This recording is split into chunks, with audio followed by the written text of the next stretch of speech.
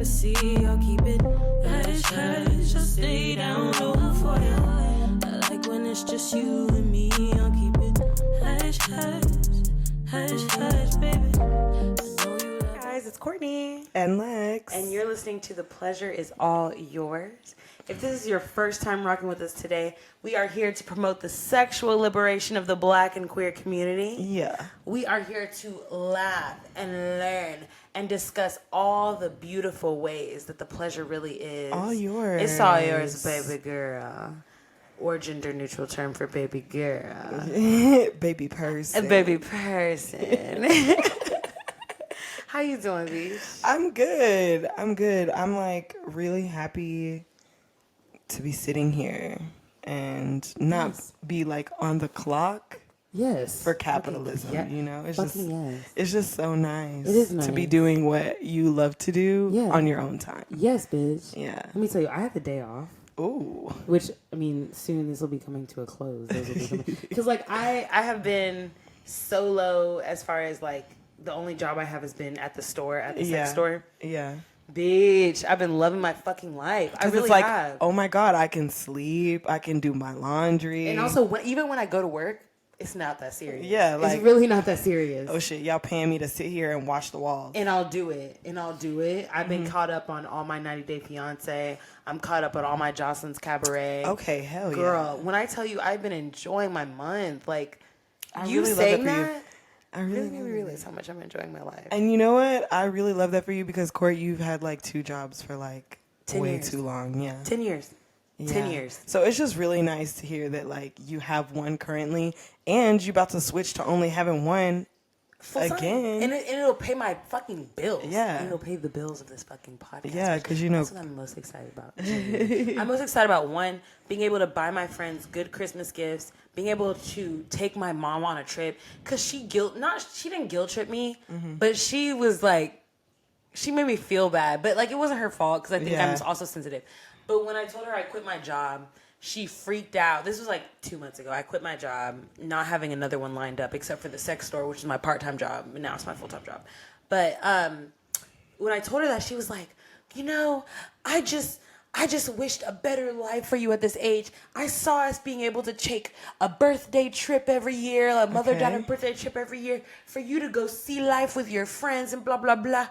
And I was like, damn, girl, like, you call me broke, like, a lot of ways. And I don't like that. Call me broke and unsuccessful. Like, wow, like, I'm really just out here trying. Shit, like, I didn't know I was a bad daughter because we couldn't go on a motherfucking trip. Yeah. But now I can take her on a motherfucking trip, okay? And I'm excited about that. I'm excited about just being able to, like, pour into this podcast a little bit more and really take us there. So I've had a great day. Yeah. Because I did get a job offer, but like, manifestation's coming true for Court. I'm telling you, look, you remember earlier in the year when we were like, Libra, Scorpio, and Sagittarius season, it's really up. And it's really up. It's up. Because what's happening tomorrow? No. It's Bitch is up. Also, if you're tuning in on YouTube, we are not in our usual spot. We are with, you see these white people in the background. I have a new roommate, and she's getting it in, and I love that for her. And I have terrible neighbors upstairs, and it was just a lot. So we decided to do it down here. In a movie theater. Yeah. Honestly, I kind of like it. We might have to do this more often. Sound is isolated as hell. As fuck, other than this little water trickle. Yeah. Like it's Guantanamo Bay. I don't fucking know. But I'm loving it. Yeah. What are we doing? We're potting. Yeah, so you also start the episode with a pleasure moment / catch up. Obviously, we just did like a little mini catch up, but I'm just going to say right now, because I know for a fact that this is both of our pleasure moments. On September 21st, 2023, we saw Beyonce in Arlington, Texas at the AT&T Stadium. Oh, and when I tell you, it was the most memorable experience of my life. Fabulous. Did I go to work the next day? Fuck no. Why? Too sore, voice gone. I wanted to think about nothing but Beyonce. She is really a gift to God. From God. But to him also. Also, Bitch, Like, you are not fucking lying. Okay. Fucking Beyonce. I'm sorry. She's amazing. She's so good. That concert was genuinely, it was inspiring. Yeah. It was a great day in general. Like, yeah, it really she looked was. so beautiful. I was so excited to see fucking Blue. I was so excited to see Honey Balenciaga. Yeah. So it was a great experience. Now, do we live in Houston? No. So we didn't get to see Megan Thee Stallion, but I just want to see those thighs in person. baby, that isolated little butt twerk she was doing. I just want to. But that video of her being like, "I love you, Beyonce." Oh my God, I just love it so much. It's just so relatable because it's like no matter your level of fame, Beyonce is always above that. Yeah. And like you feel that way about Beyonce. Like, unless you're Kelly Rowland. Unless you're Kelly Rowland. Because that's like, her bestie. That's her bestie, yeah. Yeah. But like when you see the pictures of like Leonardo DiCaprio and like Pedro Pascal and everybody going to the concert and they were just so amazed.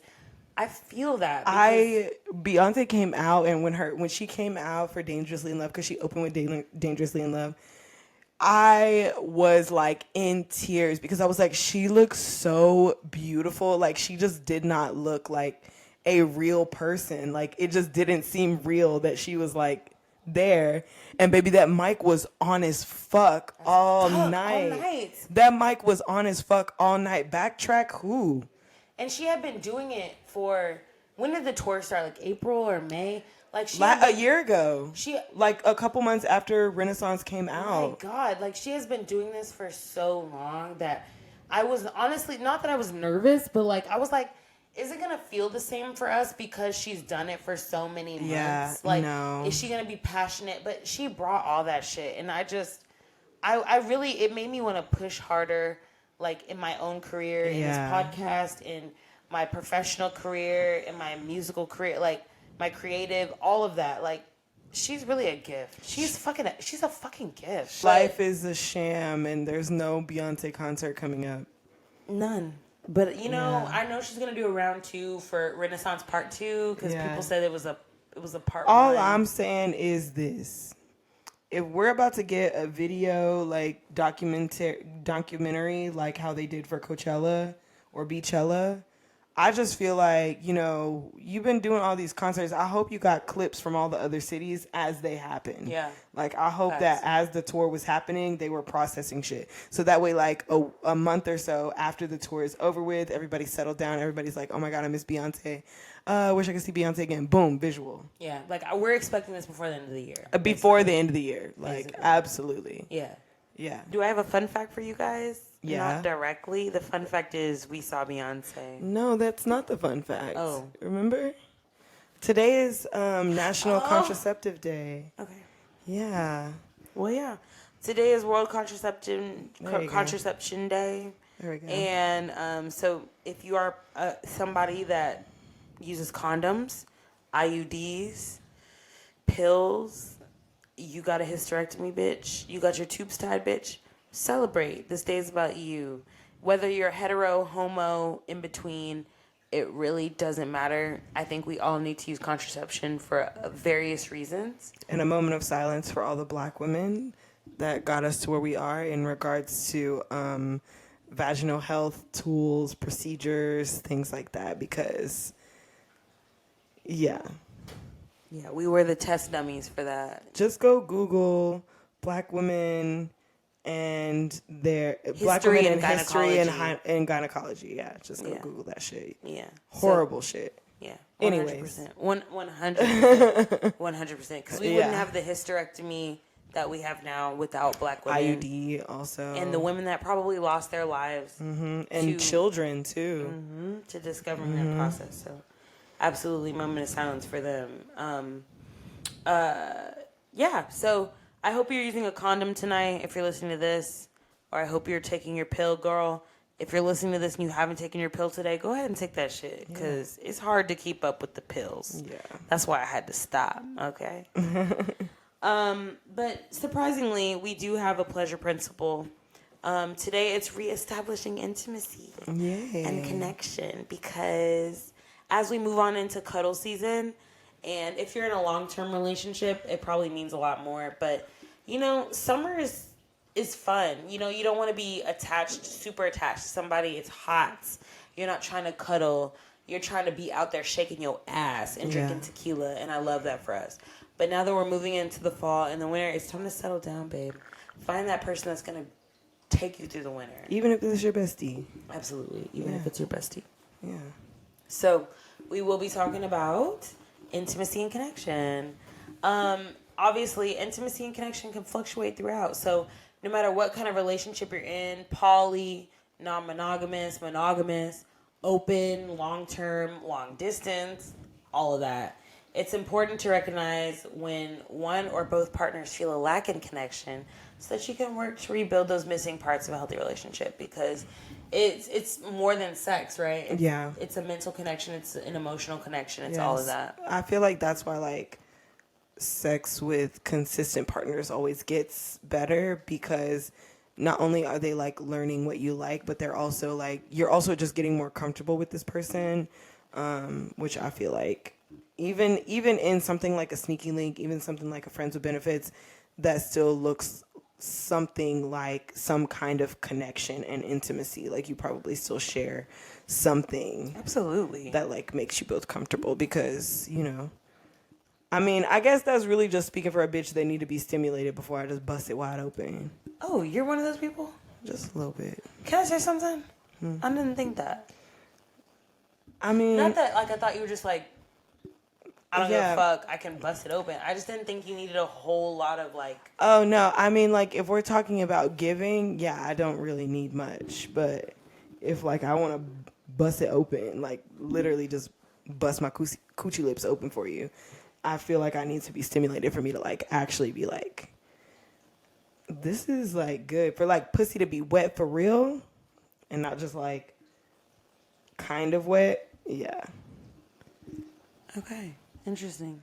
Okay. I have questions for you later. Okay. This is a good start, because I'm learning things. Not that I thought you were just busting it open. It's just more like, I didn't know that your puss was so connected to your mental, as far as like, how you feel about that person. If you give me the ick in any way, pussy's not getting wet. Okay. If I think you're dumb, if you're just talking and you just sound fucking dumb as hell, ignorant and dumb and loud and wrong, oh, baby, pussy's off. Pussy's closed. Pussy's foreclosed. The bank came and got her. Like, I'm not, like, we have a segment called Questions for the Girls, as you know. If you haven't listened to the pod, we have a segment called Questions for the Girls at the end. But I have a question for you, girl. Okay. Have you ever had like a one night stand, or like where you hit somebody on the app and like your only intention was to fuck, and you did it like y'all talk for a day and then you fuck and then you don't talk again, or any of that? Have you ever had that? I mean, that's probably happened like a few times, but was it like an enjoyable experience? No, because like I wasn't like in it for real. It was more like, you know, like when you just be doing shit. So there was like a period where I was just doing shit, and sometimes me doing shit was just like, okay, are you decent? Cool. Let's go grab a drink. Cool. Like, we could make it work. Yeah, but like as I get older, everybody irritates me a lot more than they used to. Nice. So it's really hard for me to like turn that part of my brain off, where it's like, okay, bitch, like it's fine, it's cool, just go get your pussy ate, whatever. But like, just you say one weird thing, the whole time I'm looking at you, I'm just thinking about that weird shit you've been saying. Naturally. Yeah. Me too. I feel you. So it's important to recognize when one or both person feels a lack in relationships.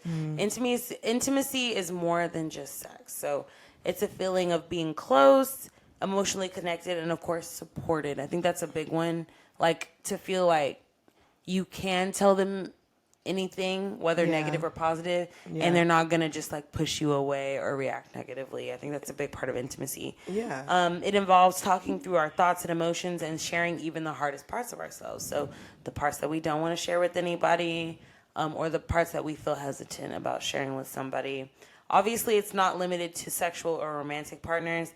You can definitely have intimacy with your friends, because it's achieved when we are reassured that we're loved and accepted for exactly who we are. Which honestly, I feel like friends do a better job at that than a lot of romantic partners. Yeah. Because automatically when you're in a romantic relationship, there's a lot of expectations And pressure. That we put on romantic relationships as, I don't want to say as a society because that seems so broad, but like as a culture. No, I would say as a society. Yeah. Like I feel like partners are supposed to be a certain way. Like you're supposed to, like, you no matter how you're feeling, you're still supposed to be there for this person. You have to show up for this person all the time, no matter what you're feeling. Like even if what they're feeling is not something you like, you still have to, all these things, So I think that it's definitely something that is like a societal thing as well. But like I think that the pressure of a relationship and what a relationship is supposed to be and look like and how you're supposed to be together definitely contributes to like how people lose the intimacy in relationships because they're so focused on fitting in this mold. Yeah. Then like just going down the checklist. Yeah. Relationship anarchy. We've talked a lot about that. You know what's so funny is I've been telling Courtney how like I've really been leaning towards that area just because of how I've been connecting with especially the people that I'm closest to. And like even me and Courtney's relationship and like just how many different things it is and has been. And I'm just like, yeah, that just makes a lot of sense because when I think about how I feel so comfortable with Red and like why I feel so comfortable there, I just think about it like that. Like there is no pressure to be like a certain thing to this person. It's literally like, you make me feel this, we feel this for each other. Like, let's just enjoy those things like while we have it. And that is probably why I'm like, I really want to understand it a little more because I know it's more than just that, but just the premise of like just having a connection versus this is my boyfriend, this is my wife, this is my whatever, shit like that. I'm like, what is a label really? What is a label really? Because the only reason that it matters is because other people be in your business. That's the only reason you need a label. Girl, get out my motherfucking business. You don't gotta figure that shit out. Yeah. Obviously, kids learn about intimacy through their parents. It's their first close and most of the time all-encompassing relationship that we have. That's not everybody's childhood. And this leads to adults having trouble connecting with peers and sometimes romantic partners. Yeah. So, I don't know how open you want to be on the pod, of course, but your mama's fucking crazy. Yeah. So I definitely put in here, like, I want to know about your experience growing up and how you learned the skill of building intimacy and connection despite your crazy ass mama. Because I personally, as all the roles that we've had with each other, you've been really good at expressing your intimacy and your need for intimacy and showing your intimacy in our relationship. And when I was doing a lot of research on the outline in general, I was just like, how? Like, where did you get that from? Because you honestly, like, most people learn that in childhood is like, what does it mean to love somebody? What does it mean to care about somebody? What does it mean to show up for somebody? That's probably from your parents because your parent is the first person to do that for you. Yeah. But what about you? I mean, like, I remember when I was younger having good moments when I was like really young and it was just like me and my brother. I can remember having good moments with my mom and like her taking us out and doing things and like even very lightly, like when I was a preteen, early teenager, I can remember moments of like good things happening. But I just remember from what I can remember and how I have molded how I should treat people and how I should show up for people, it has just been me seeing the way that my mother has been, how that has affected her as a person, and how that also affects other people around her, like what that makes other people feel, including myself. And I was just like, okay, well, if the way she's talking to me and the way she's doing these things to me is making me feel this way, I'd never want anyone else that I know and love to feel this way. So I'm going to do the absolute polar opposite. So like whatever I would see her do, the way that I see her act and talk and things like that, I would literally just do the exact opposite. Because like also my mom was like really embarrassingly rude and mean, even like in public. And I just remember one time, there are so many times that like really solidified my goal in life to just be a good and loving person to like whoever is like, we were going through a drive-through one day, and it's like a 16-year-old at a fucking Taco Bell drive-through, whatever. She's like, and this and stuff. I don't remember what happened, but my mom is like, what the fuck is wrong with you? Are you fucking dumb? Like, just talking crazy to this 16-year-old through the car. And I literally just like, I just remember putting my arm on her and being like, you just need to calm down. It's only a drink. Like, she was just yelling about something that didn't really matter. And I remember like saying that. And I remember her flipping it on me and being like, nobody was fucking talking to you. You're being disrespectful. Nobody, like all these things, you know? So I just would see things like that. And I would see how like my mom wouldn't get her way. Her first thought was to like start yelling and fussing and cussing and screaming just to be able to get her way. And I'm like, well, obviously that doesn't really work. And it only works because people are scared and people want to appease you.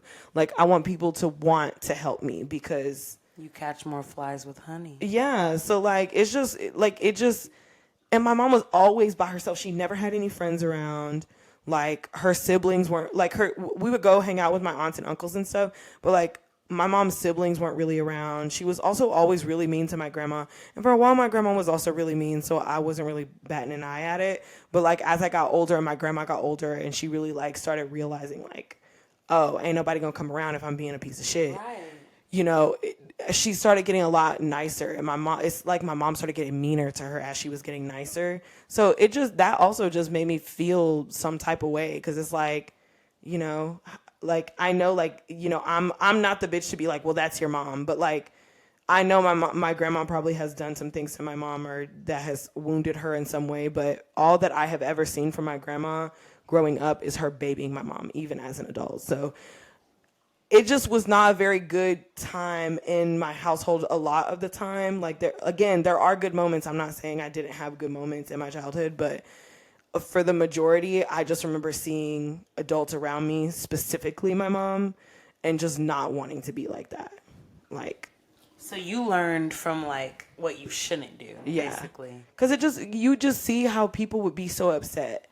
Like, you could just see that, like, you know, the effect. Yeah, and like how it would make me feel as a kid or a preteen or anything like that. How it would make me feel, my mom like talking to me and saying these things to me and like just being so mean to me. So, you know, I'm just like, there's no way I ever want to be like that ever in my life, like ever in my life. And me realizing that also just helped me affirm like my own boundaries and like what I will accept also from other people and, you know, just different communication skills, because I feel like while I hate that is the way I had to grow up, I still like think it is really good for the person that I've turned out to be, because feel like my main focus is to make sure I'm like a good, considerate, like open person and like just being there and showing up for real for the people that I say that I care about. So, yeah. Well, bitch, you do a good job. You doing a really good job. Because I don't know if I could do that with that kind of mother. My mom wasn't perfect. My mom isn't perfect, but she definitely, like, I never doubted, like, she wasn't a bad person. Yeah. That's what I want to, like, she wasn't a bad person to strangers.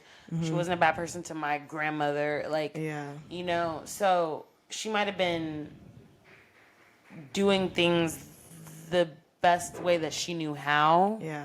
And it wasn't great for me, but she wasn't a terrible person. So I didn't have that example. I had a pretty good example of what intimacy looked like in a marriage between my parents, and also what it looked like for a parent to take care of a child and care about a child. I think she just, because I'm an only child, she cares a lot and she cares a little too much. And I think when I don't meet that expectation, it's a different story. But, you know, ultimately she's a good person. So I learned intimacy that way. But as we go into adulthood, it's just as important to develop intimate relationships with our friends as it is our partners. So obviously friendships lifts us up, and they provide support for every season of our lives, because friends are going to be around when you break up with that nigga or that girl. Your friends are going to be around when you lose a family member or you lose a parent. Yeah. Friends are going to be around when you shift careers and you have financial changes. Those are the people that support you. So it's important to build with them and, like, what is the word I'm looking for?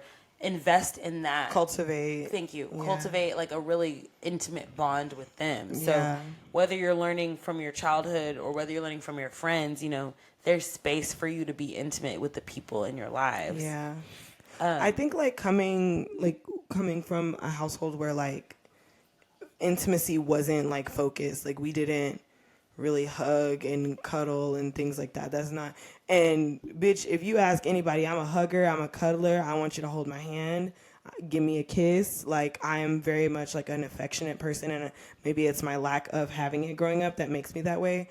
But I just realized like sometimes a hug just makes shit better. Like sometimes like physical intimacy just makes things better. Like at the end of my day lately, like whenever I get home, me and Red will just stand in the doorway and we'll just hug each other for a little bit. And that just be feeling so nice sometimes, because I'm like, wow, today was a lot. And I just really need a hug. This is really nice. This is so sweet and simple. Exactly. So, even just learning, like, as I grow up, how much I just wanted to be close to the people around me. The older I get, the more I lean into that. So, Absolutely. I'm a cuddler. I love it. It's so funny because, like, as I just said, I grew up in a 2-parent household with 2 parents that obviously love each other. They're still together, still doing great, I would say. I mean, like, I've seen some arguments and I've seen some fights in my lifetime, but it's never been to that extent where I thought they were going to get a divorce. I've seen a lot of intimacy and closeness in relationships. Mm-hmm. My dad is very close to my grandmother, my dad's mother. My mother's mother passed when I was kind of young, so I didn't really know her very much, but I know she was not an emotional being. But I'm an only child, and I didn't have a whole lot of like brother or sister interaction. My dad is very hands-on and loving, so I received a lot of emotional support and like closeness as a child, like holding hands and tickling and cuddling and all this stuff. Yeah. But I don't know, at a certain point, I think when my dad, like when I turned 12 or 13, when I became a teenager and I didn't want that anymore, especially for my dad, I kind of lost that aspect. So my mom is not really that person. She'll give everything she has to like me mentally. Like she'll make sure I'm good financially. She's always going to make sure I have what I need and that I know what I need to be doing and that I'm on the right track. Yeah. But she's not really going to be the one to like automatically walk up to me and hug me or like say I love you. And that's cool. I don't hold that against her because I'm not like that. Yeah. And I think because of my teenage experience as an only child, I'm not like that. Yeah. So, especially because like your parents probably had so much love and attention to give and still continue to have that there's only one direction for it to go. So it's like, okay, y'all, what like is get and off like my dick. And so like the other people that you meet is like, hey babe, listen, I don't even need all that. My mom does that enough. Yeah. My dad does that enough. I'm good. Honestly, so like it makes sense. Honestly, yeah. Like because I've struggled with that in my romantic relationships and my friendships. Mm-hmm. I'm like in the middle. Like I don't need a lot of Court's like touchy-feely and like a let me touch your butt. I'm gonna touch your boobs. Yes. Something like that. She might put her head on you. Yeah. Something like that. Real simple ones. Yeah, real simple. Sometimes we hold hands too. Yeah, I'm cool with that. Like sometimes like I'm like, yeah, it just has to feel really natural. Because to me, everything is forced because I'm just not that way. I just am an only child, and I know that you have siblings, but you're also. It wasn't like you were super close. Because I was the eldest. Because I was the eldest, and I was taking care of my siblings. Right. So it's not a sibling relationship I have with my siblings. It's more of like a parent guardians like that I have with them. So it's like, make sure you clean your room, make sure you're doing your homework, like. It's all of that. I was the Cinderella of my house, like very truly. God. Like truly. I'm not gonna get into it, but seriously. And so I was just used to always doing something around the house, like always. And that's why you don't want your niece to grow up like that. Exactly. That's why I be so adamant when I be around my baby for her to just be like as a baby. As child as she wanna be. You wanna pick you up? I'm gonna pick you up. You wanna What you want to jump off this curb for into a puddle? I don't know, but yes, we gonna can figure do it that. out. We gonna get you a little towel afterwards. We gonna figure it out. Exactly. So I love that. I really like to emphasize that for her, especially because she is also the oldest and she has like 3 other siblings that live with her. So, oh my gosh, you know, yeah. I don't know what that's like. So I'm not a touchy feely girl. I show my appreciation, I think, by doing small things or making. I hate this. It's a mother wound. And I could go into this, like, I'm trying to stay on track, but it's hard because this happened this morning. Literally this morning, bitch. So, and that's why I chose to do this episode, because I promise you, this outline said Bisexual Awareness Day until this morning at 10 a.m. But I woke up, I was at my I don't know what to call him. I don't want to call him my partner because he's not. My lover. I don't fucking know. But little boo thing. Yeah, my boo thing. Like I woke up like to laying on his chest, and he was on his phone because he wakes up at 6:30 no matter what he has to do that day. He wakes up at 6. So he was already scrolling, and he had pulled up a tweet of me, the pictures I posted, and he was like, "Oh, you must hate me because I didn't get this one and I didn't get this one." And like the day before, I had intentionally sent him all, before I posted them, I sent him all the pictures I thought I had. Yeah. Sent him to a phone so he wouldn't say shit to me. And then I forgot that I didn't send you pictures. Right. But hold on fucking Lex. And what reminded me is because I saw your tweet and I was like, oh my God. I know, because you did it like 2 seconds after. So I was like, I know she saw my tweet and she's like, you wanted to send me the rest. Yeah. So you sent me the rest. Then I sent them to him. Okay. Then I tweeted them out. Because I was like, I'm not going to be caught slipping this time. Because this nigga always says the same shit about how he sees shit online and he doesn't get them. And I think it's dumb and it's unnecessary. But because I'm trying to foster intimacy and a closeness and a connection and understanding what my people around me need, not just what I think they need. Yeah. I was like, okay, let me just do this shit. But I woke up this morning at 6:15 in the morning to him saying, you didn't send me this one and you didn't send me this one. And he was like, first, why are we starting the day off like this? Right. Second. No, that's all you have to say. And the second thing is like, sometimes I like being surprised, even when you just get on social and you're like, oh my God, look at my bitch. Oh my God. Yeah. Like sometimes that's really nice. Yeah. So, you know, he's not that nigga. So he was just like, why didn't you send me this picture? And he was mostly joking, like, but it was 6:15 in the morning, Lex. Okay. You just open your eyes. Crust still there. No, bitch. Let me tell you something real quick. Okay. Let me tell you the backstory. I'm drunk. Let me tell you the backstory. The night before, we had watched 1 through 7 of the Saw. We watched like a YouTube video of like explaining Saw. Okay, yeah. 1 through 7. So we watched 7 20-minute videos about Saw and all the crazy traps and all the way that people died. So I had a dream that like these people were chasing me and my friends, and we had to stab them in the chest in order to like get them off of our back. And it wasn't a human, it was like a thing or whatever. Yeah. But we had to kill them. So that was my dream. And I woke up to this nigga saying, I didn't get this one and I didn't get this one. You must hate me. And then I said it like opening of my eyes. I was like, I sent this to you yesterday. Please look at the timestamp. You can see I sent it to you before then. And he was like, he looked through his text and he was like, lie detector says this is a lie because I didn't get this one. And I got so mad. I was like, look, I sent you what I could. If I forgot anything, I'm sorry. Fuck you. Like literally, I was just like, fuck this shit. And I turned around and like went back to sleep for an hour or so until we had to get up. And when he got up, he was mad at me. Like he wasn't mad at me, but he was like quiet. He wasn't mad. He was just irritated. He was just like, I don't know what to say to you because this is how we woke up. And like I tried to apologize, but I was angry. Like I was still angry. Yeah. So I was like, I'm sorry for snapping at you, but this, and this, and I didn't lie to you, and I woke up with you saying I was a liar, and blah, blah, blah. So then we get in the car, and, you know, we're going to work, and before, like, we get there, we, like, had a moment, because I didn't want him to get out of the car and be, like, have this be a thing. Yeah. So I was like, hey, again, even my apology wasn't a great apology, right? Like, I'm sorry. I realize what it is.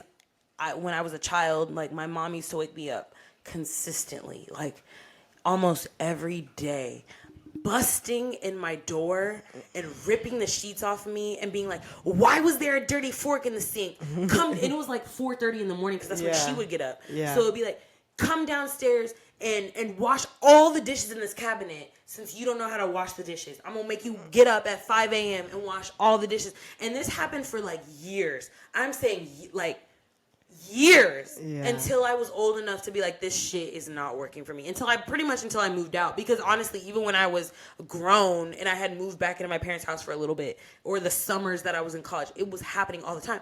So we had a conversation. I was just like, honestly, I think I was triggered by the way that I was woken up to shit talking and the energy. I was just pissed. I was pissed.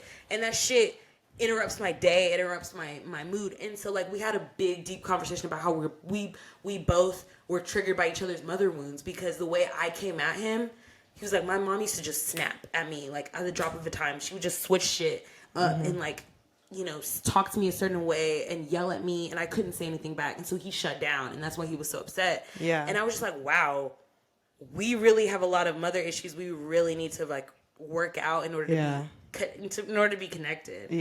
And I just think that's so interesting how like your childhood can completely, even me who had not a great childhood, but had a really good childhood, much better than a lot of people that I know. You know, I had a 2-parent household, very like sturdily middle class household. I didn't see any drama. They didn't let me see any drama, but I still have these like really big childhood wounds that I have to work out. Because I mean, you still got like certain treatment from your parents, right? And like, you know, some things that your parents do for you, it's because that's what they know, because that's what their parents did for them, which never like excuses some of the things, but you know, I just had a really big moment where I was like, in the best of ways, I love my mother to death. I hope she doesn't hear this directly. But, like, I don't want to be my mom. I don't want to be my mom. That is what... And what he said to me, like... A word. I felt like my mom. I really did. Like, when I was driving and when I was... Just the mood I was in the morning, I was just like, oh, I could see it. Like, I felt like the roles were reversed. I was like, oh, my God. Like, who wants to be around this? Because I did it. And so that's something I have to work on today. Like, this happened this morning. I'm not perfect. But I also think having the conversation about what it was that triggered us and it being our mother wounds really brought us closer. Yeah. And like... Because then you understand each other a little more. Yeah. And like understand that we're both human. Yeah. And I think it fostered something. And I hung around for a little bit and we worked it out. And it was just... Good. The rest of the day was really nice. And I was like... This is what it feels like to be intimate with somebody, to have a conflict, go through that conflict, resolve the conflict, and then just come out thinking like, oh, okay, this was not about me. Essentially, this situation was not about me and you. It was more about our past and how that our triggers, our trauma. Yeah. And I'm not saying that you need to experience a bunch of arguments with somebody to achieve intimacy. I'm just saying that sometimes it can come where you least expect it. Yeah, I know I've had moments where like, Red is trying to be helpful, and you saying that just made me think of one day in particular where she was trying to be super helpful to me, and I could see that she was being helpful, but for some reason the way she was talking to me and like some of the things she was saying felt really condescending, which like got my guard up. And like I kind of snapped at her, and I just remember like us taking a minute, and then I just came back to it, and I was like, I realize that I overreacted, and I do realize that you are trying to be helpful, but when you say things like this, and this, it makes me feel like this because that's what it sounds like to me. And it was just just like you were saying, it's just nice to have a moment where you like connect, and you're like, okay, well, I'm glad that you know now that that's not what I was meaning. And now I know that whenever we do have conversations like this, that this is probably how I should approach it. So it's really nice, like being with someone, being friends with someone, having like any kind of intimacy with someone, and like learning those things about yourself and about the other person. I love learning new things about like myself and why I am the way I am, and like how I can be better and things like that. But I realize a lot of the things that I do that I'm like insecure about all are things that stem from my relationship with my mother. So. Of course. Yeah. That's all you know. And I ain't got no daddy, so. Girl. I mean, and you know, I'm not really, maybe that's my daddy issue, is that I don't really like them, like men. I think that Maybe because that's they weren't it. even fucking around. But so it's like, how can you ever begin to trust them? Yeah, but then like when my dad was around, like there's like he was around. There was like maybe 3 memories I have of my dad, and they're all really good memories. Like what I remember of my dad being to me, I was a daddy's girl when I was little. It was like me and my dad were like 2 peas in a pod, you know. So I remember him really positively. So that's why I'm like, this is so shocking to me. My dad did anything for me. My dad would do anything for me. Well, I thought he would. Yeah. Right. So when I was a kid. Yeah. Because that's what it seemed like. Of course. Yeah. Yeah. And I'm sure that he did his best, though. You know? I guess so. Nigga been in jail since 2013, my nigga. Oh, man. Before that, LOL. Way gosh. before that, actually. Like 2003. Take 10 years off. So you really only had your father for like 6 years. Yeah, 7 I really years. did. Yeah, I really. Like, that's why I said the small memories I have of him are probably like memories my niece will have of like what is going on in her life right now, where it's like fleeting. Yeah. Anyway, so, you know, we talked about friendships and how, you know, they're just as important to develop. And obviously, you know, me being an only child, it's hard. It's hard for me sometimes to accept intimacy because I'm like, what does that look like? Because I've only seen intimacy a certain way, like I guess in romantic relationships. And even though I have very deep friendships, I have very beautiful friendships in my life, I could not express that enough. It feels different for me, I guess. I have to work harder at like the active intimacy part. Yeah, if that makes sense. I remember like there are some conversations from when we first met that will come to me in moments, and I'm remembering this one conversation we had where like there was I don't remember how we got on it, but you were saying like you just are so nice to me, and you just like give things to me without expecting anything back, and I don't know what to do with that, and receiving that is overwhelming for me right now. So it's just nice to see how far you've come, you know. Bitch, I'm trying. But I feel like a lot of that does definitely have to do with, you know, our friendship in particular. Yeah. You know, I have a lot of childhood friendships, but those are childhood friendships, you know, so they kind of grow based on like location and like situation. But, you know, I met you when we were 22, 21. And so it was, we chose each other. So it's like we have to like actively work on it, if that makes sense. It's not like we have these tower moments that we're like, oh, we're best friends because we took a tax test together. You know, like it's like, test. No, we're best friends because we actively chose to be best friends and to involve each other in each other's lives. Yeah. You know? Mm-hmm. But obviously intimacy can take time. So it can take a long time for people to develop intimacy based on childhood experiences, trauma, mental health hurdles. All those can be reasons that it takes longer for people to develop intimacy. So suggestions for creating intimacy, not just in your romantic relationships, but in your friendships too. Celebrate good things in your relationships. So say how much you love and appreciate that person and why. Because no matter who you are or what your love language is, it's always nice to hear, like, you know, I love and appreciate you because of these things. And, you know, it's funny that this came up because I swear I did this part before you sent me. Was today National Love Note today Day? was National Love Note Day. So I, on my lunch break, emailed Courtney a cute little love note. Who gets an email from their friends? So it was very nice to see an email that said that. I meant to bring a flower, too, to accompany it, but then I forgot. You're my flower. But it was very sweet, like, to read that and just to know how much you're appreciated. So definitely tell your friends and your lover why and how you appreciate them, because that means, I think, a lot more than we give credit, you know, just like hearing those words out loud. Mm-hmm. But also talk openly about what you need from them and how they can better support you. Yeah. And I think I've had a lot of those conversations with my friends, and I've had those conversations with my parents as well as my partners in the past. Like, how can I better support you? How can you better support me? Yeah. And what do you need at the time in your life that we're in? Because we all go through seasons. So what I needed 2 years. Oh, how long have we known each other? 5 years? 4 years? Something like that. I don't know, bitch. We met in like 2019, I think. Yeah, pre-COVID. So almost 5 years. Yeah. So, what I needed 4 and 5 years ago is not what I need today as 27, as a 27-year-old. I feel like we do really good at doing check-ins too. Yeah, it's awkward because I feel like also that's on you.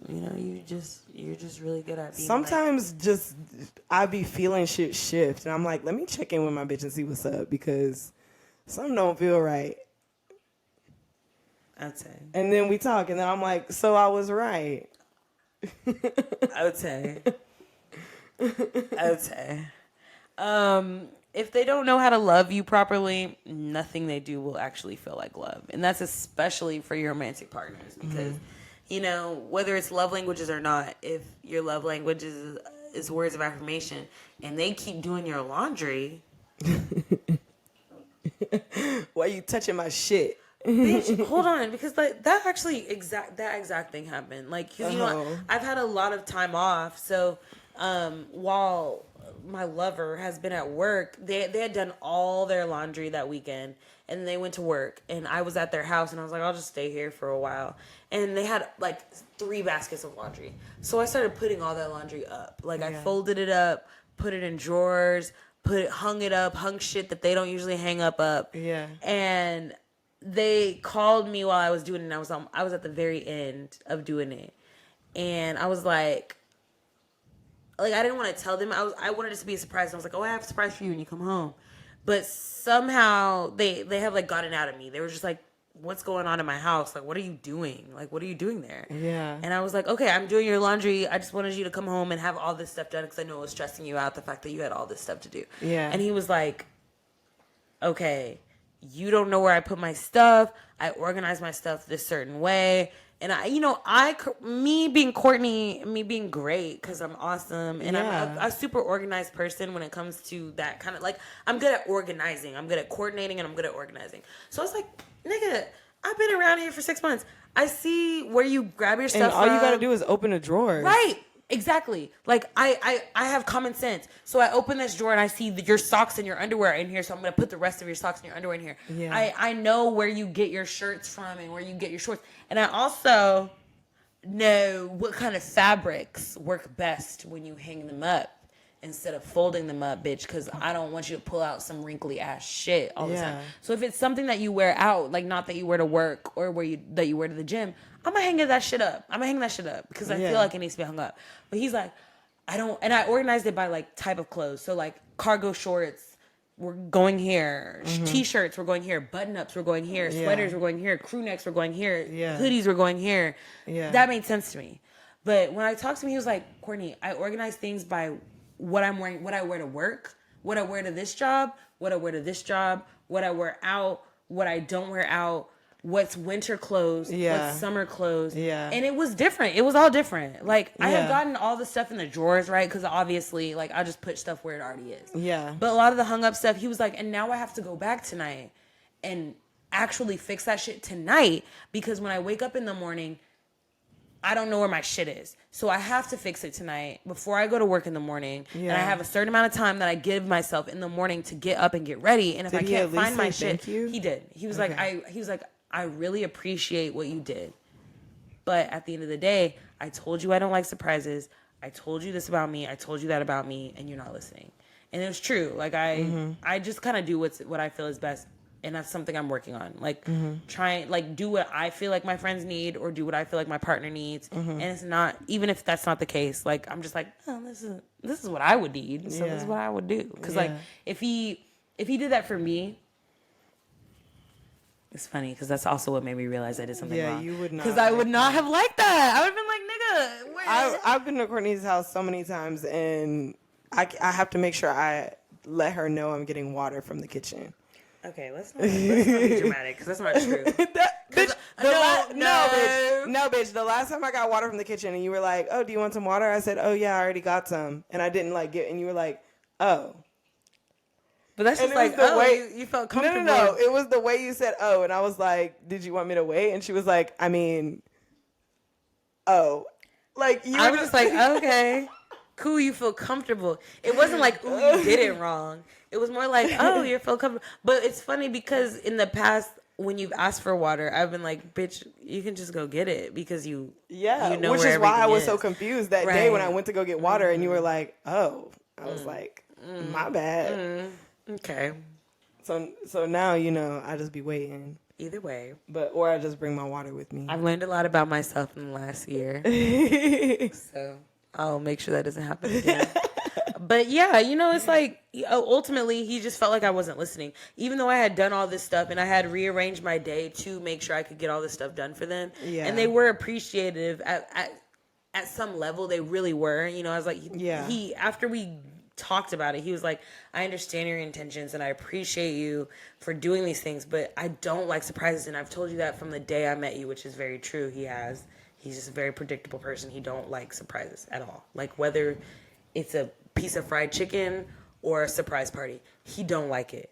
So I like surprises. I like when people just do things for me for the most part. Yeah. So I was like, whatever. But that's not how he feels love. So there wasn't a sense of intimacy there. He was like, bitch, you don't listen. Yeah. And that made me feel weird. So I felt like I'm trying to work on that even now. And it still don't always work.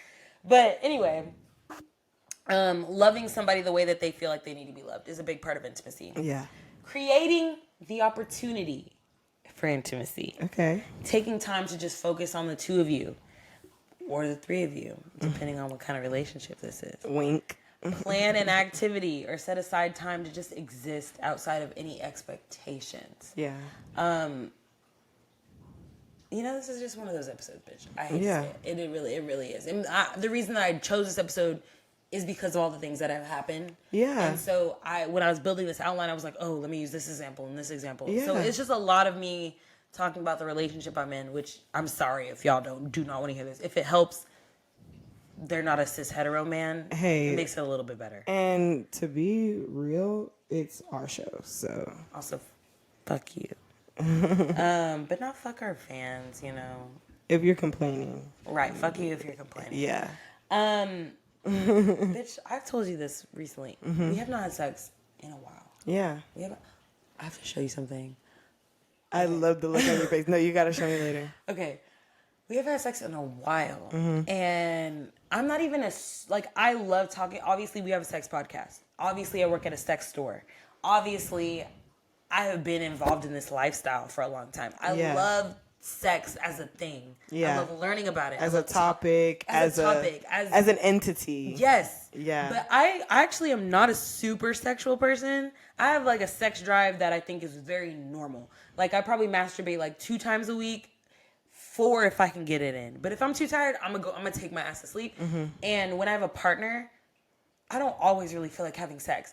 And in the past, I've been with heterosexual men who typically have a higher sex drive and just always want to have sex, or they're very quick to get in the mood to have sex if you do something. Yeah. So I'm in a situation now where I'm not with a cis hetero man, and I'm with somebody that has a different relationship to sex and a different relationship to their body, and I'm the one that has the higher sex drive. So, like, we haven't had sex in a month, and it's been really getting to me. Yeah. Like, it really has been getting to me. I'm, like, thinking, like, how is this going to look 4 years from now? How's this going to look a year from now? Yeah. How's this going to look when we have kids? I'm not going to lie. That's really what it'll do to you. It's right. So, like, if it's like that now, I'm just like, bro, what is this going to look like in the future when shit really gets real? Like, we've only been together for like 10 months. So why aren't we having a lot of sex? Like, or at least as much sex as we were having 4 months ago. And then it's like also you want to be monogamous and things like that. So it's like,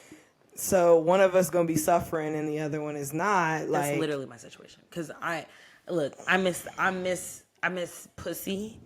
Not so much dick because y'all niggas suck.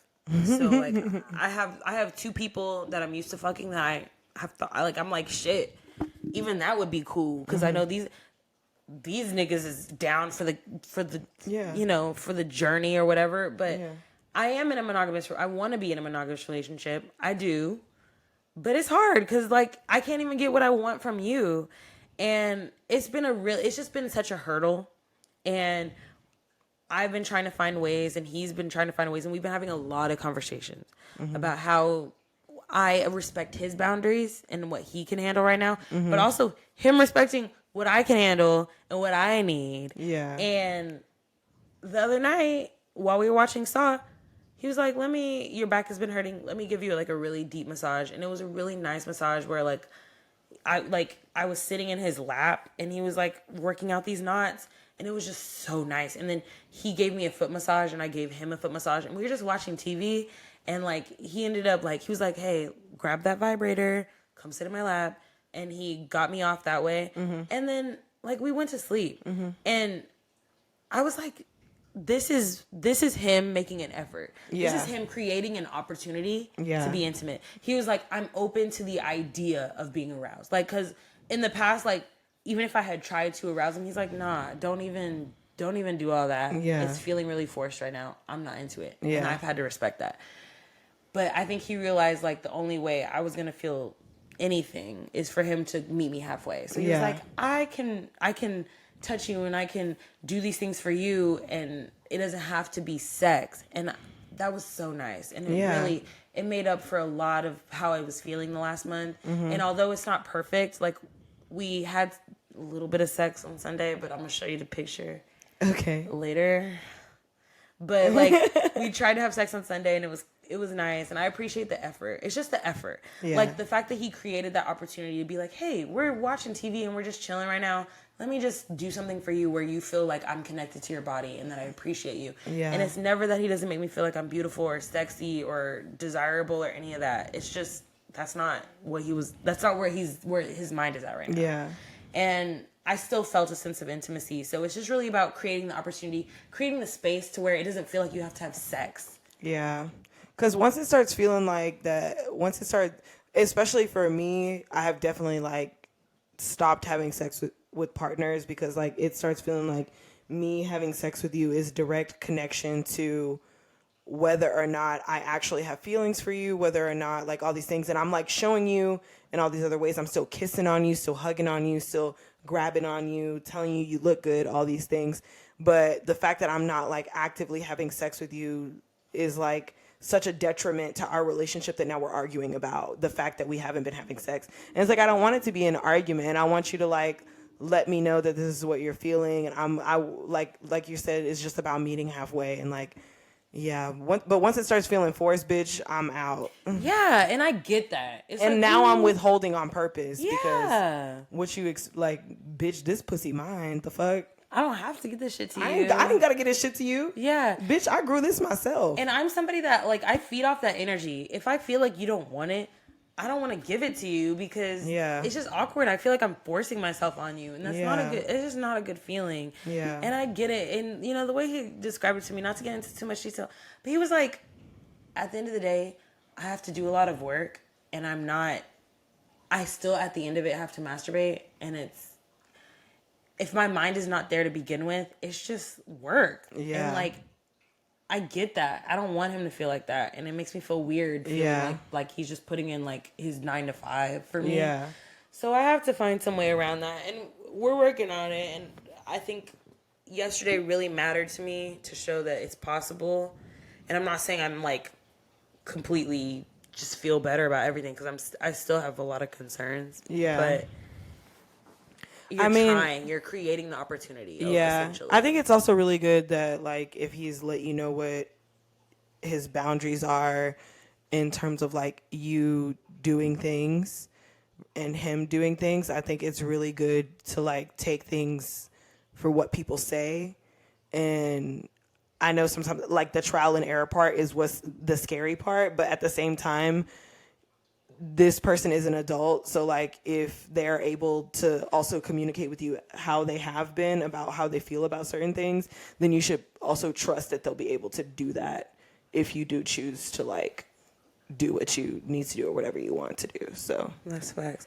Because I do want to talk to them about it. I do want to talk, especially being in the position that we are right now, where we just have totally different sex drives. Yeah, I'm like, I really want to sit and genuinely talk to you about what it means to be in a relationship that's more based on relationship anarchy than it is super monogamous. Because you have to understand, if you're not trying to have sex for months on end, no matter what the reason, and he has told me all these reasons that are not directly affected by me, although some of them are the fact that we have some mother wounds we have to work out, and who I am as my mother's daughter. Yeah.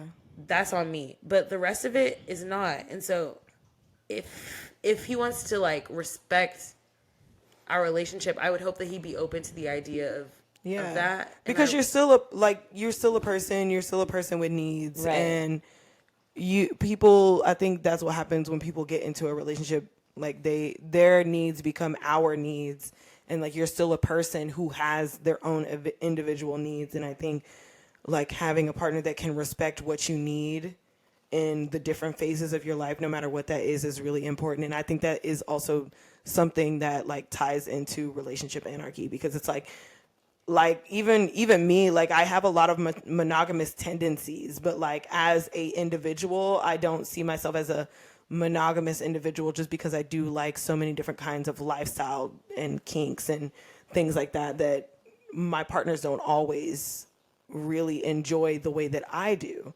So I don't know. I think having a partner who is at least open to you feeling fulfilled, and while still also caring for you like a partner would, I think that's really important. Yes, so that's what I want, essentially. You know, I hope that it turns out like that. And like, it's okay if you jealous. It's okay. Right. Like that, I'm gonna be jealous. Like that comes with the territory, you know? But just like be open and communicate about that shit, and touch back to your intimacy to help with those jealous feelings, because like it's good to remember that like the relationship you have with this person took a really long time. So like, why would somebody that they just met out of nowhere be able to like equate? And I know like time is an illusion and everybody's connection is different, but at the end of the day, it takes time to cultivate the intimacy that you have with people that you consider like romantic sexual partners. So, you know, why would some random person that they're like, oh, okay, I'm just trying to fuck this person because I have a need and this person can fill my need, why would that equate to like everything that we everything build? Else? Yeah. Exactly. Yeah. And I'm just praying that where we are now, that they understand that a little bit more. And I feel like in some ways that they do. So I'm not as nervous as I was maybe 5 months ago to talk about it. Mm-hmm. But also, like you said, I think that's a really great way of putting it.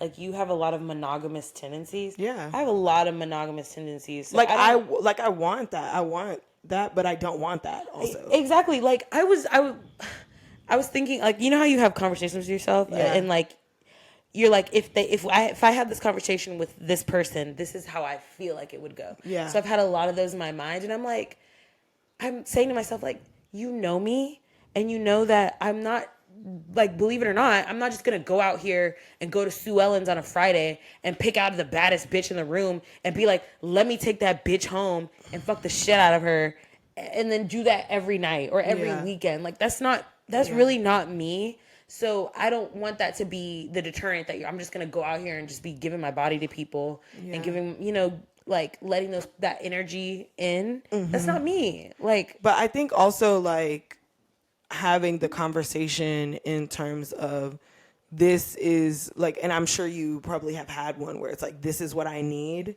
and this is what I'm looking for to fill that need. So it's like just saying like, you know, I need to have also a femme that I can whatever whenever, you know. That doesn't mean it's going to take up so much of your time. It just means that I'm going to need a variation of this thing to fill some kind of fulfillment. So even if that's like once a quarter, once every couple, like once every few months, whatever it is, like even if that's what it is, that's what would make you feel fulfilled. And I think like, I don't know. That's why when people are like, you can't have your cake and eat it too. And I'm like, why though? Like, that's the thing. Like, why not? I can always make another cake. Bitch, I got like 57 plates in the fucking, bitch, I got a whole oven. I got all the eggs. I got all the flour. I can redo this shit as many times as I want. And I think like if you store cakes properly after you make them, they can last a really long time and still be good. People put wedding cake in the freezer and then thaw that shit out. A year later. 12 years later, still thaw that shit out and eat it. Please. Come on. I don't know. I'm going to update you for sure. Yeah. You know? I'm telling you, like, relationship anarchy, I've really been like, okay, y'all making a whole lot of sense, okay? And after a conversation that we had at brunch this weekend. Oh, yeah. Like, which we didn't even touch on, but, like, you know, we can touch on it another time. Yeah. Yeah, like, I've just been thinking about it even more because I'm just like, it's possible. And it's just more like having, I don't want to say like having the conversation because if somebody's not into it, it's they're not going to be yeah. right. It's not a conversation, but I do feel like this person has room for it. Yeah, and I just don't think they have the knowledge about what it could be. They're either open or you're closed. Like, you know, like you're either fucking everybody with me or you're fucking nobody. And it's not that. Yeah. There's a middle ground. I think like a lot of people focus a lot on the sexual part of it because like that, sometimes that is a big part of why people do it. But I think like it's just something that people focus a lot on. And because like sex can also be really intimate with someone you really care about, I think it is really easy to be like, okay, well, what if you are doing this with someone else? But it's like no one else, I can't have this intimacy with another person. So there's literally no way for me to do this with another person. Exactly. So, yeah, I definitely think like having a conversation about it and like, this is what I'm needing. And right now, this is how I feel like it would fit into what we have going on. Is that something you'd be able to do? And it just, I mean, it's also not about asking permission. It's just presenting what you need and letting this person make the decision if they can meet that need. And there's no reason for you to put your need in a closet just because you feel like this person can't meet it. And that woman been in the lifestyle for a decade, more than a decade, literally doing exactly what it's been so hard to even achieve and like explain to people, and she just doing it easily. Yeah, like still living her life. Fabulous husband, kid, house, job, and still has like a partner like that she's had for so long. You know, so I just think that meeting people that live it every day definitely makes me like. I don't care if that shit complicated. I don't care if that's gonna take a little longer than anything else. Bitch, I think it's just so important to meet people like that and see relationships like that flourish because, like... It's possible. Yeah. And, like, people have needs. Like, they have a lot of needs. I'm not trying to be in a marriage where I feel like I have put aside needs to appease my partner. That's just resentment. Like, it's just built... In some way. Even if you're joking about it. Like, yeah, well, I tried to have a girlfriend, but somebody... You know, stuff like that. You know, I think, like, if it's something that you feel like would make your life here on earth more enjoyable, I feel like that it's worth fighting for. So that's why I be so about the shit I need and the way I want it. And because I'm like, I'm willing to go to whatever mile it takes to make it work. For you. For everyone. Yeah. But, you know, yeah. Absolutely, bitch. Man, where the fuck was I? Okay. Also, accepting the highs and lows.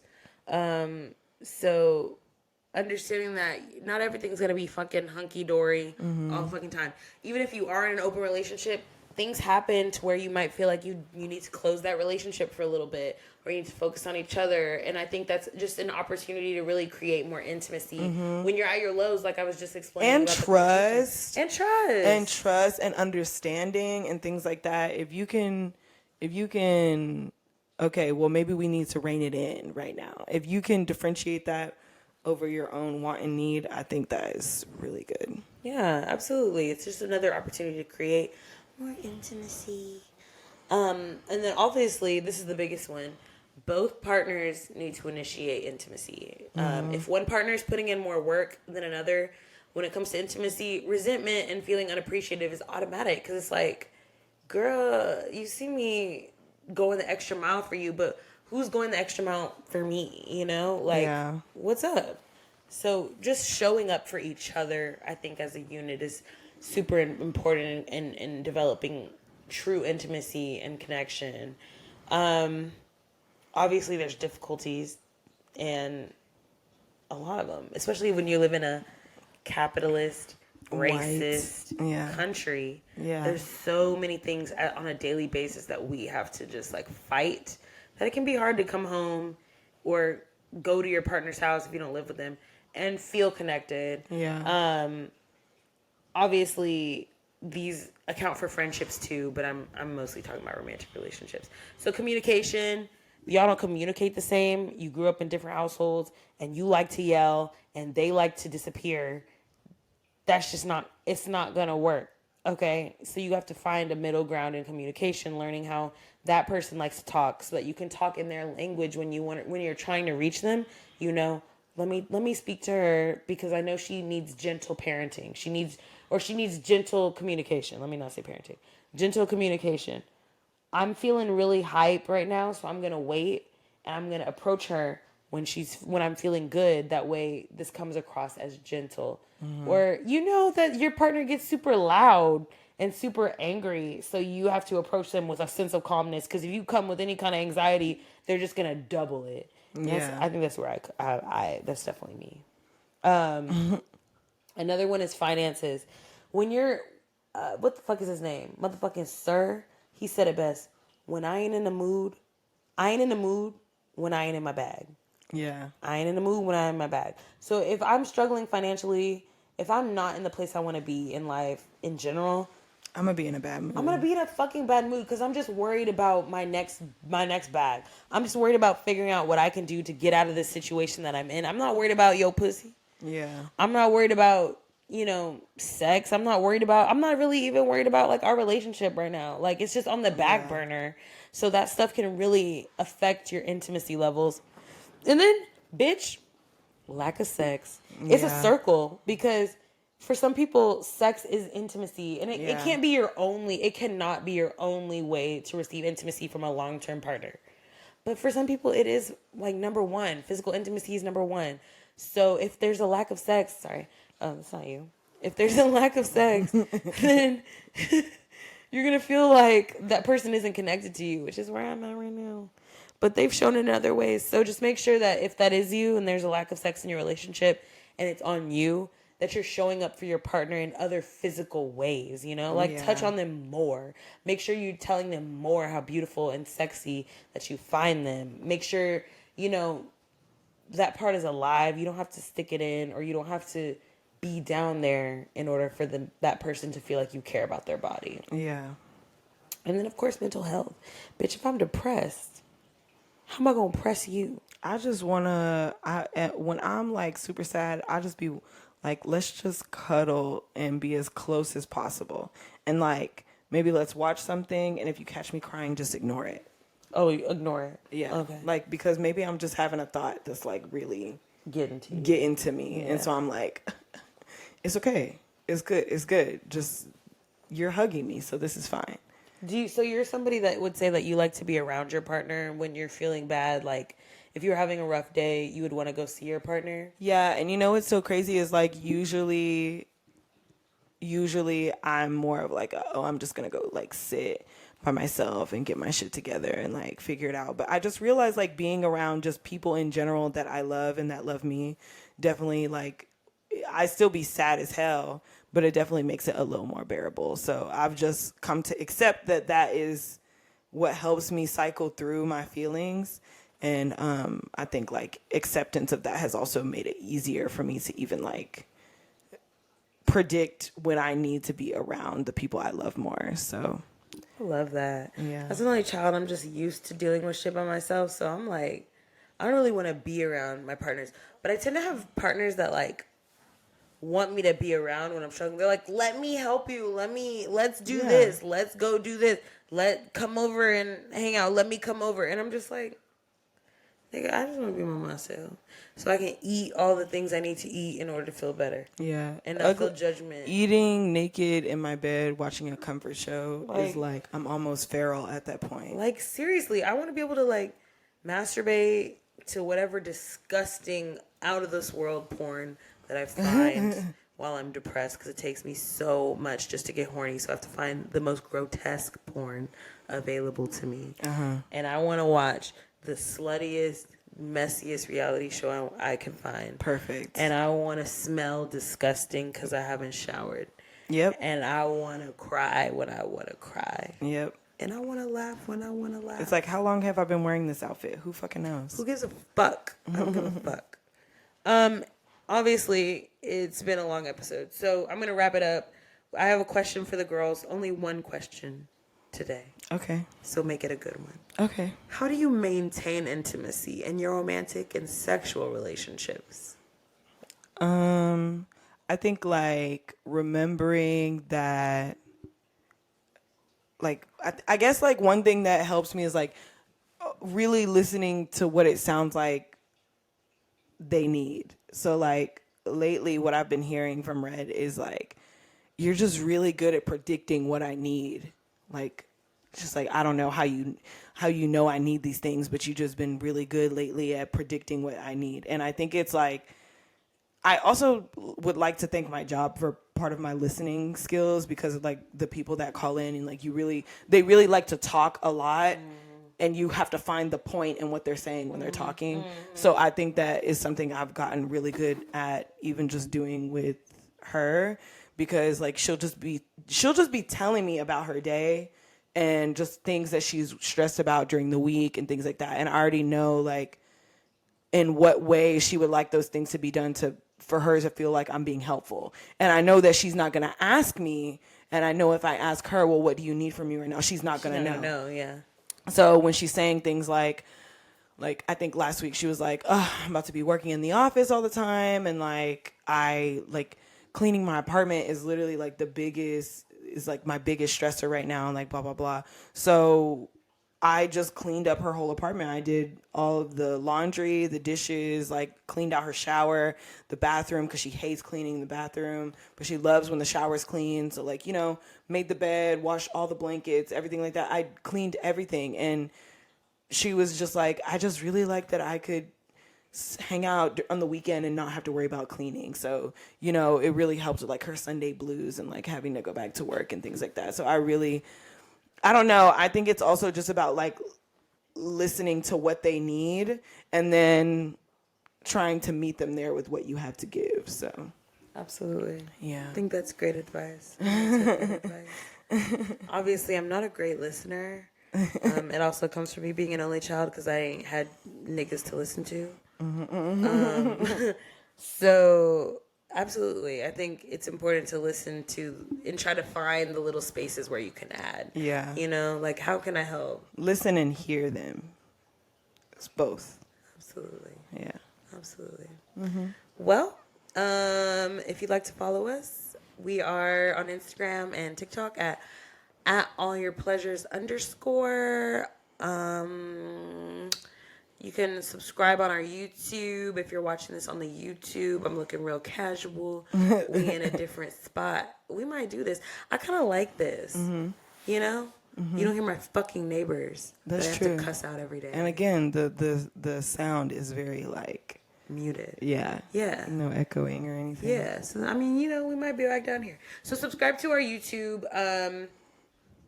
Girl, I don't even know what I really be usually saying, but if you listen to this Monday through Friday, babe, like, have a great day. Have a great weekend.